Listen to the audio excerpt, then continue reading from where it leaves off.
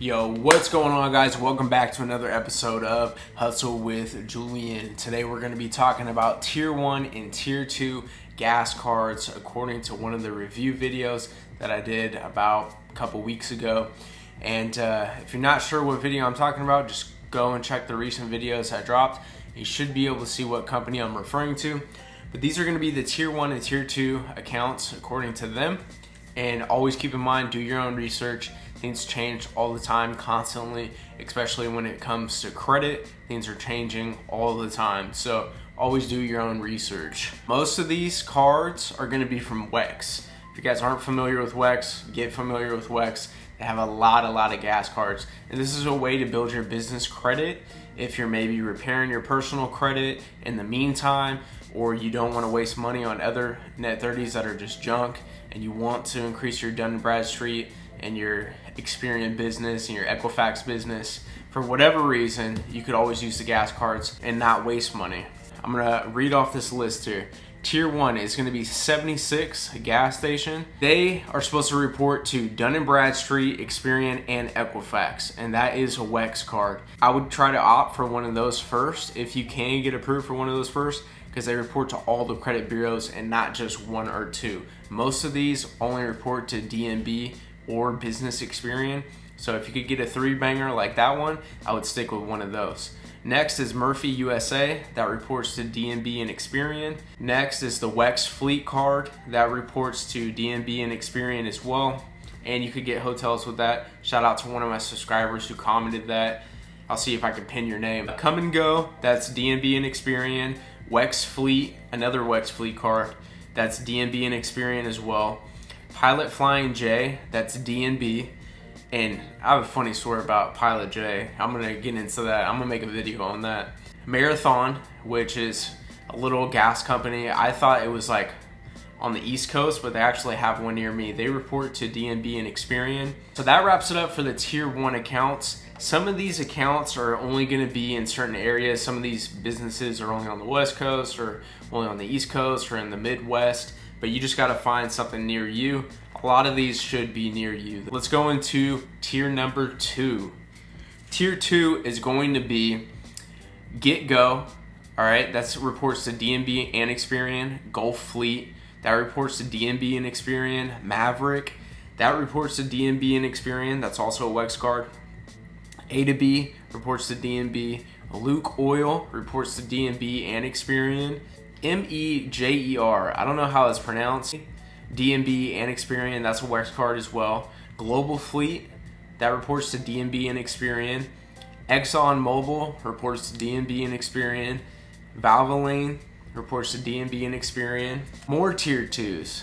Quick Trip, DNB and Experian, that's a WEX card. Valero, DNB and Experian, WEX card. Sheets, DNB and Experian, I think that's probably a WEX card too. 7-Eleven, DNB and Experian, it's a WEX card. Quick Check, DNB and Experian. Holiday, DNB and Experian. Wawa, DNB and Experian, also a WEX card. EFS, DNB and Experian. So that pretty much does it for all the gas cards according to them and where they're supposed to report to. Like I said, do your own research. Information changes all the time. Most of these can be found on WEX. A couple things to keep in mind with WEX. I recently was approved for a WEX Fleet card. No PG, no deposit on that. I was hoping I was gonna be able to apply for a bunch of WEX Fleet cards, like at least 3, and be able to stack up gas on those and get those to report to build up that business credit some more. Unfortunately, I applied for 76 and Sinclair, and they both wanted a $500 deposit. It was no PG, but they wanted a $500 deposit, which I have no problem with if it was a quicker turnover time. But the guy who I messaged said, you're able to request for your $500 back after 12 months of on-time payments. And for me, that's just a little too long. And yeah, there's just better things I could do with that money right now. So I'm gonna just hold that off because I have 4 other net 30s that need to report. Fuelman, Amazon Net 55, the WEX Fleet Card, and Pilot Flying J, and a Arco card too as well. I'm hoping that it reports a few more transactions as well. So that's gonna take anywhere from 30 to 90 days. Most likely 90 days. That's what it happened last time when I got my first couple net 30s. I'm gonna just hold off on that right now. Maybe I'll do it later down the line once I get a little more liquid, because I have my investments basically spread out right now, and that's the plan. And the only reason why I really got back into this, I only wanted the Sam's Club card before, right? That's the only card I wanted before, because that was the only revolving card that I knew of that was no PG and no docs, basically, for your business. But now, since going through this course, there's a couple more cards I was exposed to that are supposed to be no PG. Now, I haven't really heard of anybody talking about them, not these particular cards.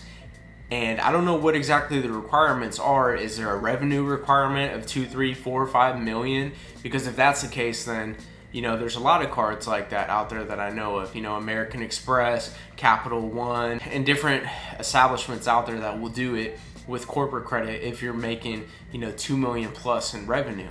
But these ones are supposed to not require that much revenue, but I don't know if it's real or not. I have to see. But it's just like I was saying, American Express, I already know they have a corporate no PG card, but they require, I think, somewhere between 2 and 5 million revenue per year, which is out of reach for most people. It's like, if you're generating that much income, you don't, I mean, yeah, sure, you're gonna get an OPG if you want to get it, but like, you're really not gonna need it at that point. You know what I mean? You're not gonna need a whole lot more credit because you're already generating so much cash flow. You probably have a ton of credit already. You probably have a ton of business credit, and to PG it is no big deal because you got a bunch of cash in the bank. It's, you know, easy funding, especially with that kind of revenue. I just want to drop this video because I said I was going to drop it before. Next one I'm going to do is going to be tier 3 and tier 4 gas cards as well. One thing to keep in mind with these is some of these cards are universal gas cards. So let's say like there's one, I think Gulf Fleet has a universal gas card. Let's say you don't have any Gulf Fleets near you. If you get a universal card, then you can use it anywhere. You can use it at any gas station. So keep that in mind. Don't automatically close something out. Make sure you do your due diligence and check and see if they have a universal card or not. And some of these you might be able to use at the convenience store too. I'm not really sure. I haven't tried it, but you might be able to buy some like food and stuff. I don't know. But let me know if you have any experience with that. I hope you guys liked this video. I hope it helped you out, taught you something new. Don't forget to like, subscribe, comment, hit that notification bell, and I'll see you guys next time. Peace and stay hustling.